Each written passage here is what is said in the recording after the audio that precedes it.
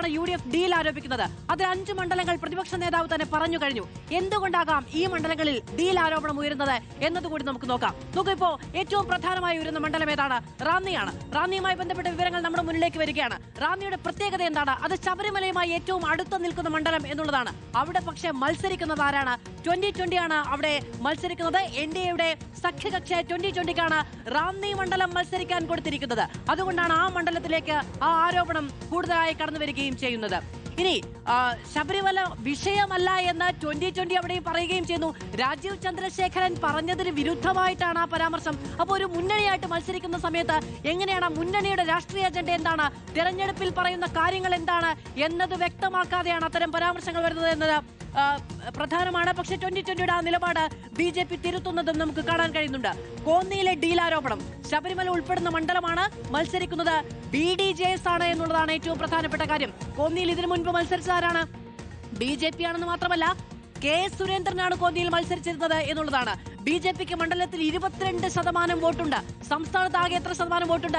സംസ്ഥാന ശരാശരിയേക്കാൾ കൂടുതൽ ഒരു മണ്ഡലത്തിൽ വോട്ടുണ്ടെങ്കിൽ ആ മണ്ഡലം ഒരു സഖ്യകക്ഷിക്ക് വിട്ടുകൊടുക്കാൻ കഴിയുന്ന മാനസിക വികാസം വളരെ നിഷ്കളങ്കമായി ഉണ്ടാകില്ലല്ലോ എന്നുള്ളതാണ് എതിർ രാഷ്ട്രീയ പാർട്ടികൾ ചോദിക്കുന്നത്. 2019 K. സുരേന്ദ്രന് കിട്ടിയ വോട്ടെന്ന് ആലോചിച്ച് നോക്കൂ. 39,786 വോട്ടാണ് കോന്നി മണ്ഡലത്തിൽ കിട്ടിയത്.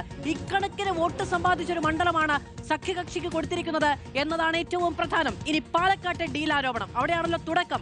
പാലക്കാട്ട് LDFന്റെ ദുർബല സ്ഥാനാർത്ഥിയാണ് നിർത്തിയിരിക്കുന്നത് എന്നുള്ളതാണ് UDF ആരോപിക്കുന്നത്. മുസ്ലിം വോട്ടുകൾ ഭിന്നിക്കാനുള്ള സാധ്യത കൂടി കാണിക്കുന്നുണ്ട്. അതായത് NMRS ആക്കുന്ന ഒരു വ്യാപാരി അവിടെ കൊണ്ടുപോയി മത്സരിക്കുന്ന സമയത്ത് ഒരു രാഷ്ട്രീയ സ്ഥാനാർത്ഥി ഇല്ല എന്നുള്ളതും മാത്രമല്ല ന്യൂനപക്ഷ വോട്ട് സ്പ്ലിറ്റ് ചെയ്യാനുള്ള ശ്രമമാണ് ഉണ്ടായതും എന്നുള്ളതാണ് ആരോപണം. ഇനി കാസർഗോഡേക്ക് വരികയാണ്. കാസർഗോഡാണ് ഈ പ്രതീക്ഷിക്കാത്തൊരു ആരോപണം പെട്ടെന്നുണ്ടായത് എന്നുള്ളതാണ് ഏറ്റവും പ്രത്യേകത. INL സ്ഥാനാർത്ഥിയെ പകരം LDFന്റെ സ്വതന്ത്രനാണ് അവിടെ ഉണ്ടാകുന്നത്. ഷാനവാസ് പാദൂർ ലീഗ് വോട്ട് ഭിന്നിപ്പിക്കും. ഷാനവാസ് പാദൂരിനെ ആദ്യം നമ്മൾ കേട്ടത് എവിടെയാണ്? മഞ്ചേശ്വരത്ത് മത്സരിക്കും എന്നുള്ളതായിരുന്നു. പക്ഷെ മഞ്ചേശ്വരത്ത് നിന്ന് ഷാനവാസ് പാദൂര് കാസർഗോഡേക്ക് എത്തുമ്പോൾ അവിടെ ലീഗിന്റെ വോട്ട് 10,000 വോട്ട് വ്യത്യാസമുണ്ട് അവിടെ IOMൽ എന്നത് സത്യമാണ്. പക്ഷേ ആ വോട്ട് ഭിന്നിപ്പിക്കുകയാണ് ഷാനവാസ് പാദൂരെങ്കിൽ ഒരുപക്ഷെ കാസർഗോഡ് BLSന് ജയിച്ചു പോകുമോ എന്നൊരു ആശങ്ക മറ്റു രാഷ്ട്രീയ പാർട്ടികൾ ഉന്നയിക്കുന്നുണ്ട്. ഇനി മഞ്ചേശ്വരത്തെ ഡീൽ ആരോപണം, DYFയെ തള്ളി സ്ഥാനാർത്ഥി പ്രഖ്യാപനം ഉണ്ടായിരിക്കുന്നു എന്നുള്ളതാണ്. സഹകരിക്കില്ല എന്ന പാർട്ടിയിലെ തന്നെ ഒരു വിഭാഗം പ്രഖ്യാപിച്ചിരിക്കുകയും ചെയ്യുന്ന രാഷ്ട്രീയ സാഹചര്യം അവിടെയുണ്ട് എന്നത് പ്രധാനമാണ്. അങ്ങനെ മഞ്ചേശ്വരം, കാസർഗോഡ് തന്നെ 2 ഇടങ്ങളിൽ ആ ഡീൽ ആരോപണം ഉണ്ടായിരിക്കുകയാണ്. പാലക്കാട്ടെ കാര്യവും കോന്നിയിലെയും റാന്നിയിലെയും കാര്യം നമ്മൾ പറയുകയും ചെയ്തു. 5 മണ്ഡലങ്ങളുടെ കാര്യമാണ് പ്രതിപക്ഷ നേതാവ് പറഞ്ഞത്.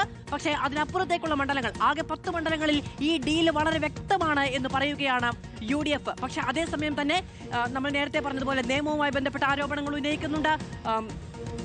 കടകംപള്ളി സുരേന്ദ്രൻ മത്സരിക്കുന്ന കഴക്കൂട്ടം മണ്ഡലത്തിൽ ആരോപണം ഉന്നയിക്കുന്നുണ്ട്. അമ്പലപ്പുഴയിൽ ആരോപണം തിരിച്ചുന്നയിക്കുന്നുണ്ട്. അതായത് തിരിച്ചുന്നയിക്കുന്ന മണ്ഡലങ്ങളുടെ കാര്യമാണ് ഞാൻ പറഞ്ഞത്.